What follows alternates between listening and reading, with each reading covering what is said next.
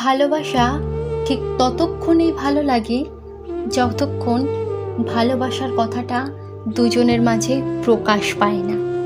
ভালোবাসা কখনোই আমাদের মনে আঘাত করে না, আঘাত করে আমাদের অতিরিক্ত কিছু আশা। তাকে কি কখনো কাছে পাবো? সে কি অন্য কারো হয়ে যাবে?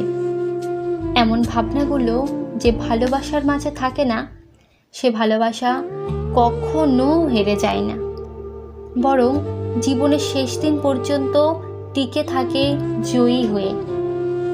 ভালোবাসলেই যে জীবনসঙ্গী হতে হবে এমন কোনো কথা নেই। ভালোবাসা তো সেই শব্দ, যে শব্দের মাঝে কোনো চাহিদা প্রবেশ করলেই কষ্ট সেখানে প্রবেশ করতে বাধ্য।